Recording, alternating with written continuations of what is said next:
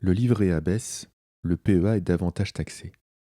Si vous épargnez, vous avez peut-être l'impression que, quoi que vous fassiez, votre rendement diminue.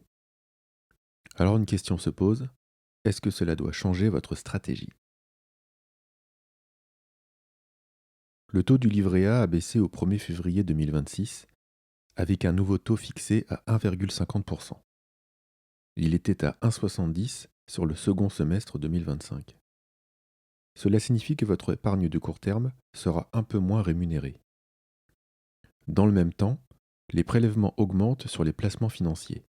Le PFU, appelé aussi flat tax, passe de 30 à 31,4%, ce qui vient réduire le rendement net des placements financiers. Concrètement, comprenez qu'une part légèrement plus importante de vos gains sera désormais prélevée. Entre inflation, fiscalité et baisse des taux, la performance réelle de votre épargne est malmenée. Le livret A reste un excellent outil.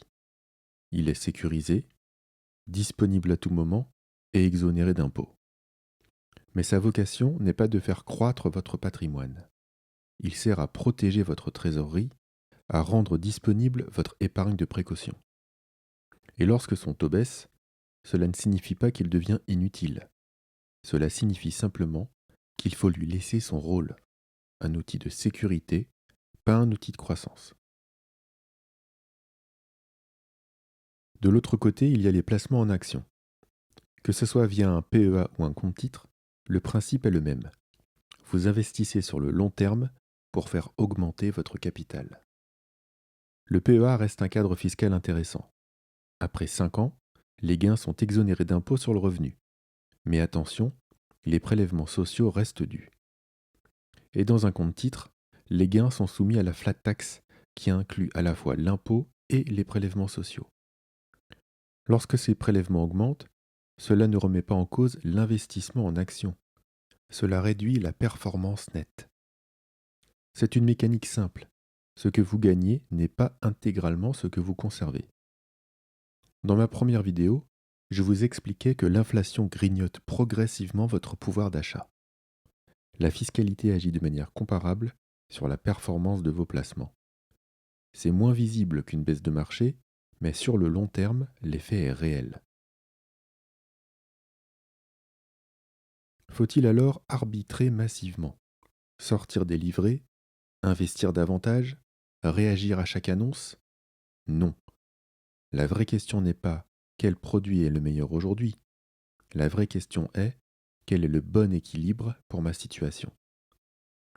Dans la vidéo sur l'épargne de précaution, nous avons vu qu'un excès de sécurité peut freiner la construction du patrimoine. Mais l'absence de sécurité peut créer du stress et de la fragilité. Le livret A protège, les placements en actions construisent.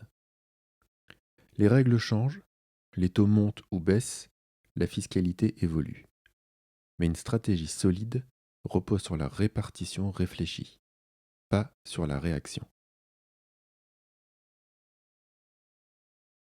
Retenons l'essentiel. Le livret A baisse, les prélèvements augmentent, c'est un ajustement. Mais sur le long terme, ce qui compte, ce n'est pas le mouvement d'un taux, c'est la cohérence de votre allocation. Votre épargne doit avoir une structure, un rôle pour chaque outil. C'est cette structure qui fait la différence sur le long terme. À bientôt!